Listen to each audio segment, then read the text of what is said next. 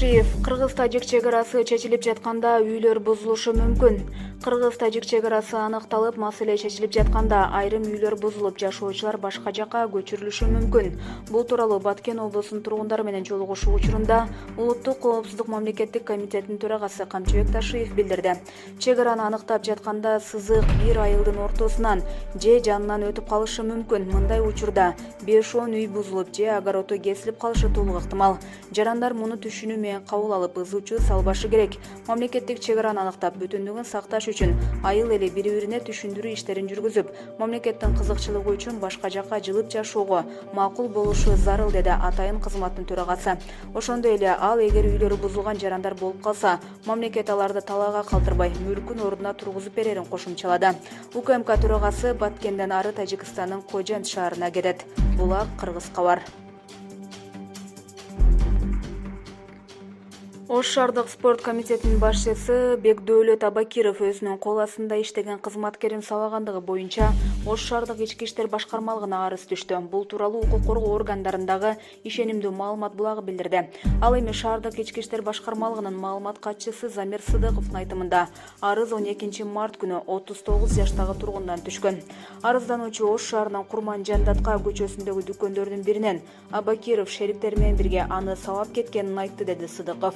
Факты жазык кодексинин 266 беренеси менен катталып, учурда тергөө иштери жүрүп жатат. Эске салсак, Ош шаарынын мэри Талайбек Сарыбашев 2020 жылдын 23 декабрында Кылычбек Саркарбаевди кызмат ордунан бошотуп, ордуна Бекдөөлөт Абакировду убактылуу дайындаган. Булак, Спутник KG.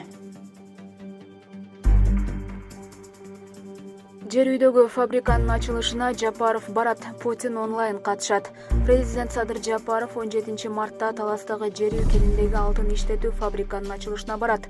Ачылышка Орусия Федерациясынын президенти Владимир Путин телекөпүрө форматында онлайн катышат. Бул тууралуу президенттин маалымат катчысы Галина Байтерек Азаттыкка билдирди. Таластагы жер үй алтын кени 1969 жылы чалгындалган. Бул кен алтынын өлчөмү боюнча Кыргызстанда Кумтөрдөн кийинки орунда турат. Геологиялык баштапкы иликтөөлөргө ылайык кенде 84 тонна алтын, 10 тоннадан ашуун күмүш бар экени кабарланган. 2015 жылы кен иштетүү укугу аукцион негизинде $100 миллион сатылган. Мындай укук Орусиялык Орус платинасы компаниясына таандык ишканага тийген. Анын карамагында Алтын Альянс ишканасы түзүлгөн. Ишкананын аталган кенди иштетүүгө укук берген лицензиясы 2035 жылга чейинки мөөнөткө берилген. Булак, Азаттык. Экинчи жолу үйлөнүүгө балдарынан уруксаат ала албаган карыя электр мамысына чыгып алып коркутту.